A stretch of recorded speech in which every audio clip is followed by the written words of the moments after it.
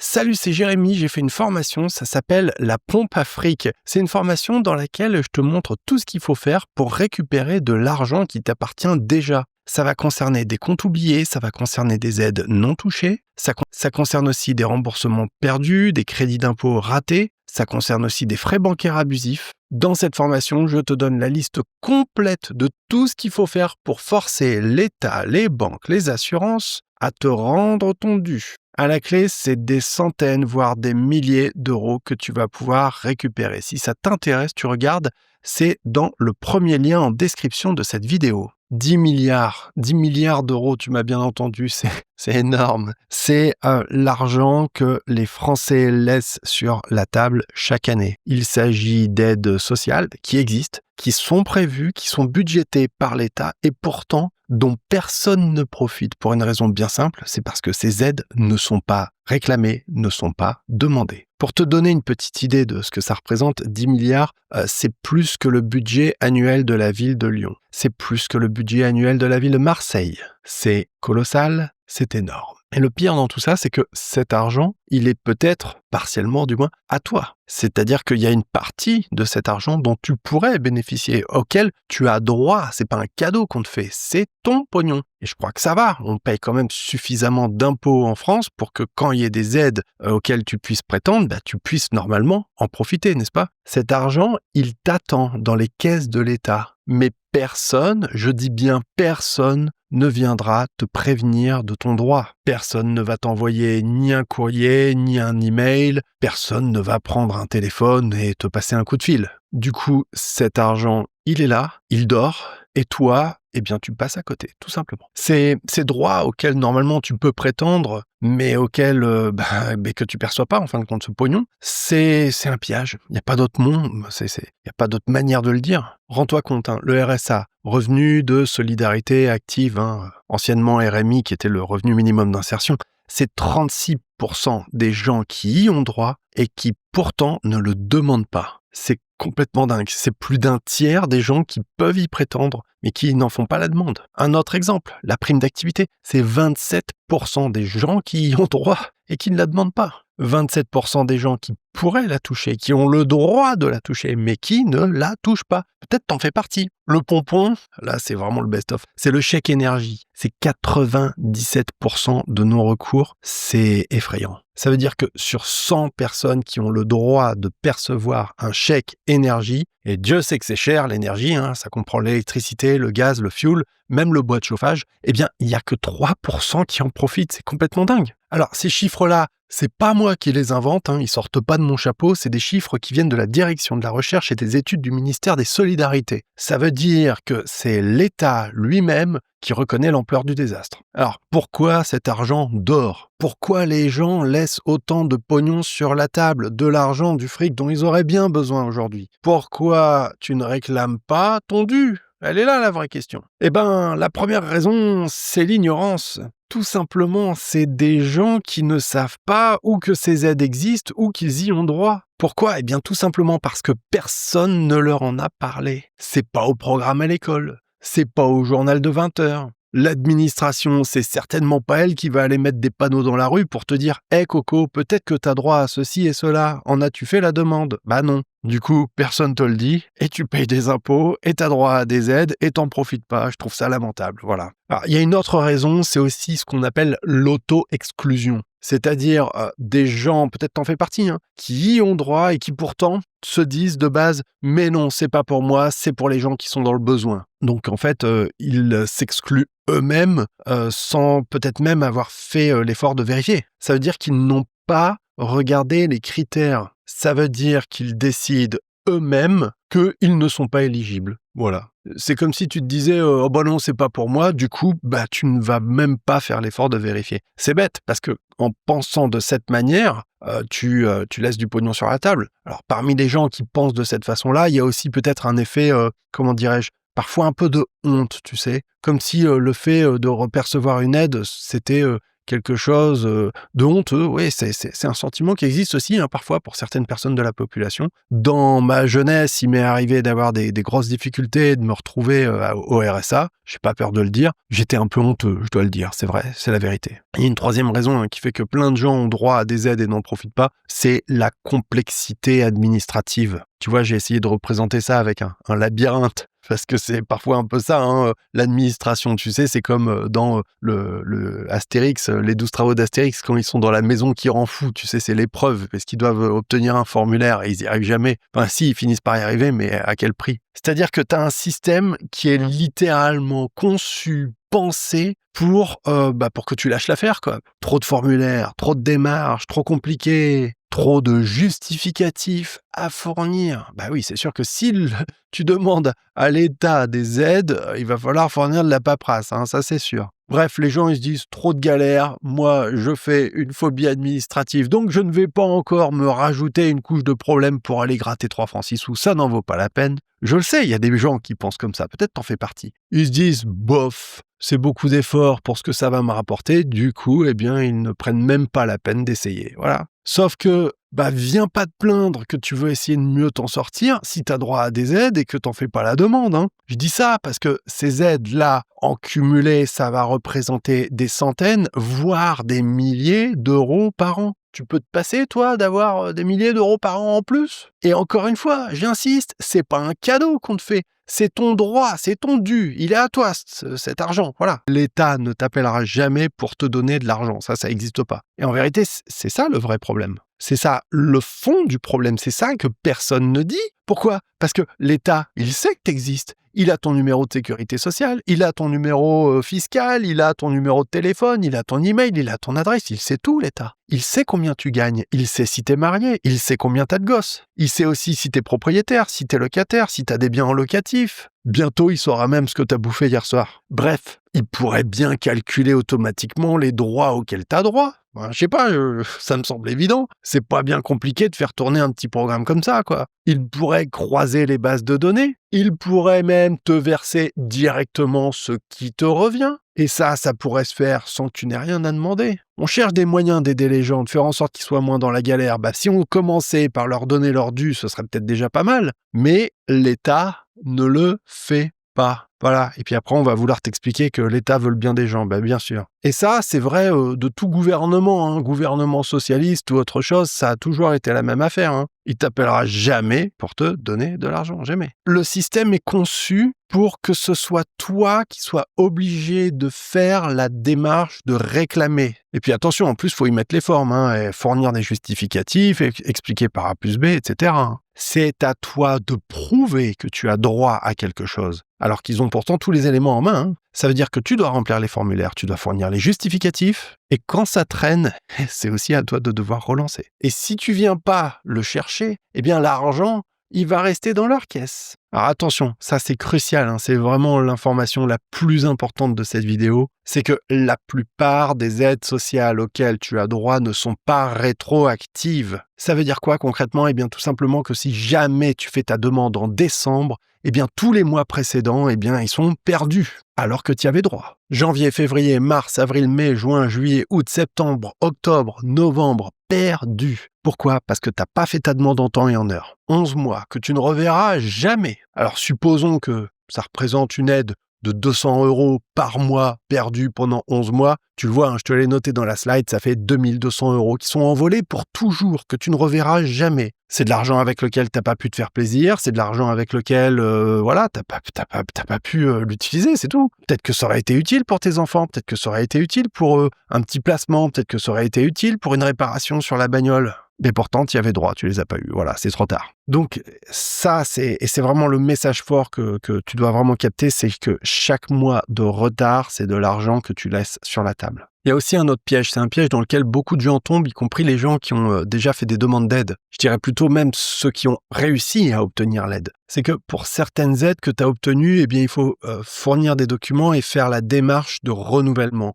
Ça se fait notamment avec des déclarations trimestrielles. Ça veut dire que tous les 3 mois, tu dois te connecter à ton espace et puis ensuite tu dois fournir les informations nécessaires, confirmer tes revenus, donner les justificatifs, remplir et re-remplir le formulaire et renoter les informations que tu avais déjà mis auparavant, voilà. Et si jamais tu as le malheur d'oublier ta déclaration trimestrielle, eh bien le versement, il est suspendu, terminé. Ça veut dire que tu ne touches plus rien du jour au lendemain et sans même avoir un préavis. Et là, c'est pareil, faut pas compter sur eux pour t'envoyer un SMS de rappel.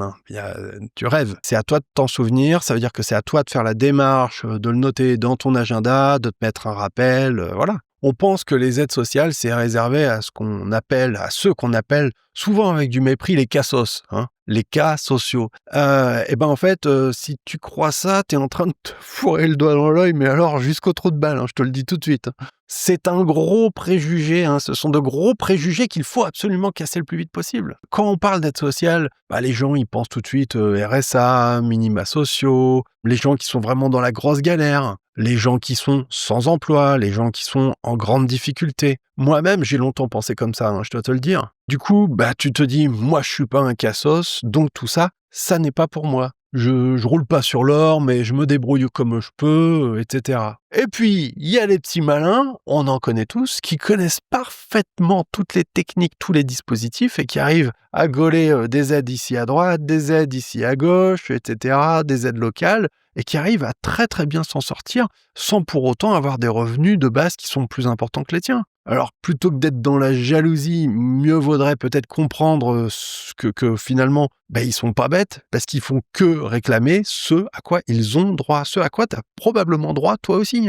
J'insiste. Faut savoir que si tu gagnes 1 800 € net chaque mois, tu es peut-être éligible pour obtenir certaines aides. Et oui. Autre chose, si tu es propriétaire de ton logement, tu es probablement éligible pour obtenir d'autres aides. Un exemple, le chèque énergie par exemple, ça dépend de tes revenus. Ça dépend pas du tout du fait que tu sois propriétaire ou locataire, ça n'a strictement rien à voir. Et je vais même aller plus loin, t'es en CDI, t'as un boulot stable, eh bien peut-être que t'es quand même éligible. Les aides sociales ne sont pas réservées aux gens qui sont pauvres. Ces aides-là sont prévues pour tout un tas de situations différentes et il y a beaucoup trop de gens qui s'excluent eux-mêmes alors qu'ils ont souvent droit d'obtenir plusieurs centaines d'euros par mois. Tu m'as bien entendu, des centaines d'euros. Tous les mois. C'est de l'argent qui dort quelque part au lieu d'être là où il devrait être, c'est-à-dire sur ton compte bancaire. Donc là, tu te dis, ouais, ok, c'est bien, mais c'est quand même un joyeux bordel. Et tu te dis, mais comment on fait ? L'État a quand même bien prévu quelque chose pour qu'on puisse s'y retrouver. Je vais pas te mentir, oui, c'est un joyeux bordel, c'est la vérité. Mais oui, il y a des solutions, oui, effectivement, qui permettent de s'y retrouver, c'est vrai. Des solutions officielles. L'État a créé certains outils pour ça, oui. Les administrations elles-mêmes ont mis en place des dispositifs, oui. Mais, et c'est le gros mais, c'est qu'il s'agit d'outils créés par des bureaucrates pour des bureaucrates. Personne ne te guide, personne ne t'explique clairement comment en profiter, par où commencer et quelles sont toutes les choses que tu vas pouvoir récupérer. Il n'y a personne qui va te prendre par la main pour te dire tu fais ça et après tu fais ça et après tu fais ça et après tu fais ça. Et quand t'as fini, tu peux encore faire ceci. Ça veut dire que concrètement, t'es obligé de te débrouiller tout seul. Ça veut dire que concrètement, t'es obligé de faire l'effort d'appeler des numéros verts où tu vas rester une plombe au téléphone avec personne qui te répond. Et puis, quand t'as enfin une secrétaire qui te répond, elle va te dire « Ah faut envoyer un mail » ou bien « Ah non, fallait appeler avant parce que c'est plus les horaires d'ouverture, nanana, nanana. » En bref, tu es en train de te perdre dans un labyrinthe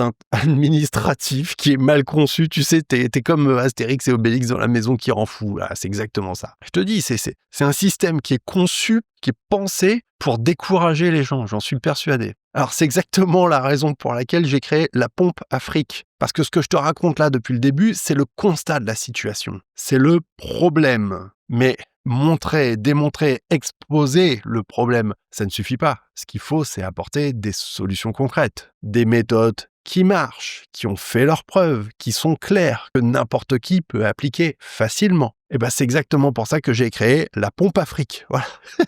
Chercher un nom rigolo, le voilà. C'est une formation dans laquelle je t'explique étape par étape tout ce qu'il faut faire pour récupérer ton oseille et tu vas voir que tu risques bien d'en récupérer bien plus que tu penses, hein. Alors tu peux l'appliquer pour toi, tu peux aussi l'appliquer pour tes proches. Un parent, une grand-mère, une sœur. C'est pas des combines bizarres ou des trucs à moitié légaux qui sont trouvés sur des forums obscurs ou je sais pas quoi. Non, non, tout est clair, tout est légal, tout est transparent. Les procédures sont 100% reconnues et surtout, je t'explique tous les pièges à éviter. Je t'explique quelles sont les erreurs que font 90% des gens, comment pas les reproduire, hein. Il y a aussi beaucoup de délais à respecter en fonction de ce que tu cherches à récupérer. Et puis, il y a aussi des choses, des situations, des trucs qui peuvent littéralement faire capoter le dossier. Donc ça aussi, on va les évoquer. Mais si ça t'intéresse, tu regardes, c'est le premier lien en description de cette vidéo. Je voudrais vraiment qu'on revienne un petit peu sur le chèque énergie, parce que ça, franchement, c'est un cas d'école, ce truc. C'est l'exemple parfait qui montre à quel point le système, il est mais complètement flingué. Comme je t'expliquais, c'est un chèque énergie qui permet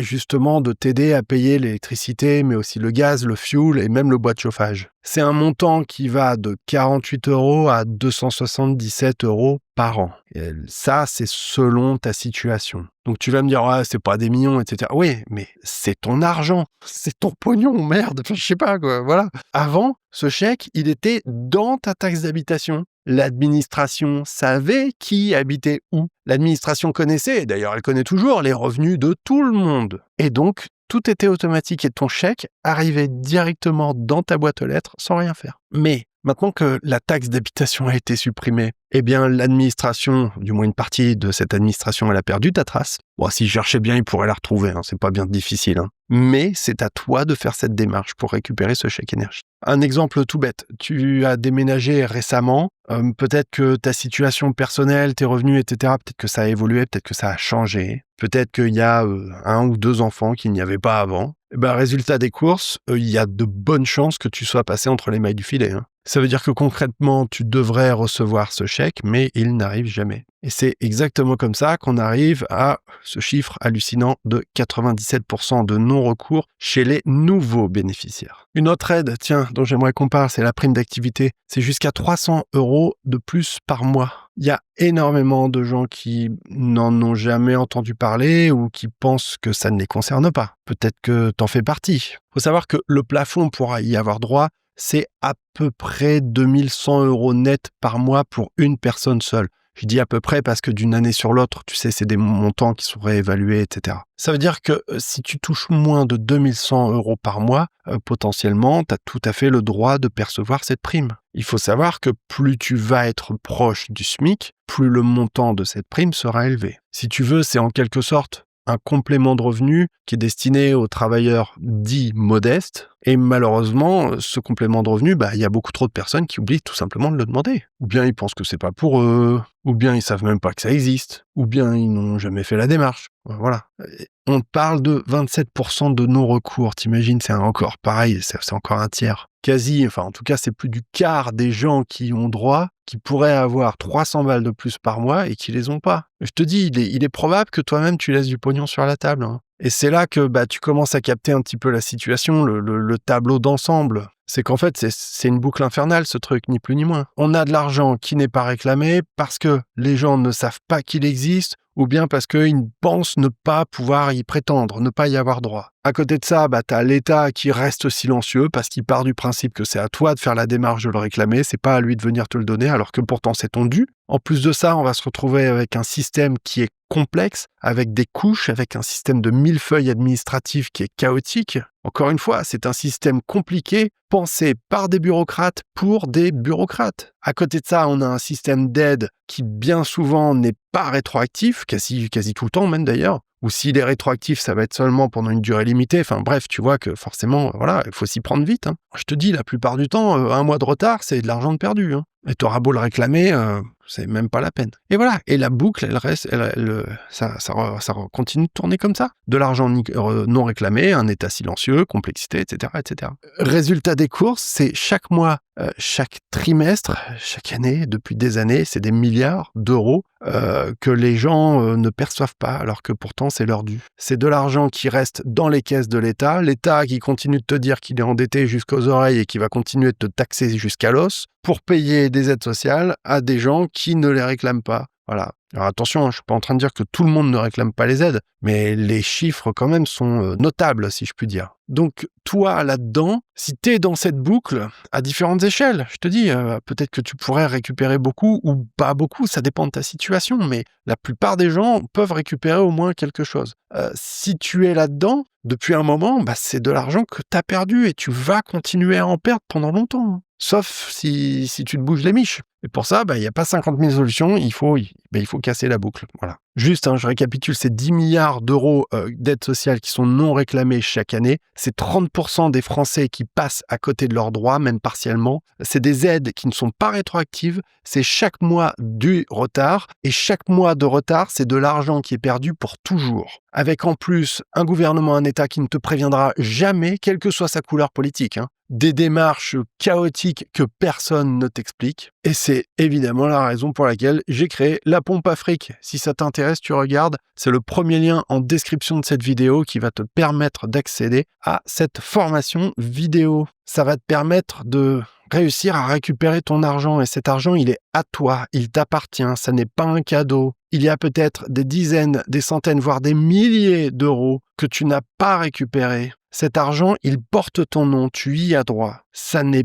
pas un acte de charité, voilà. Ça n'est pas de l'assistanat, entendons-nous. C'est ton dû. Et pourquoi c'est ton dû ? Eh bien, tout simplement parce que c'est prévu par la loi. Et c'est financé par tes impôts. Et c'est financé par les cotisations de tout le monde. Donc, tu y as droit, il n'y a pas d'erreur, hein. Est-ce que tu vas enfin faire les démarches ? Est-ce que tu vas enfin arrêter de laisser du pognon sur la table ? Donc voilà, c'était Jérémy. Si ça t'intéresse, la Pompe à Fric, tu regardes, c'est le premier lien en description de cette vidéo. Je te souhaite une bonne journée et je te dis à très bientôt. Salut chez toi.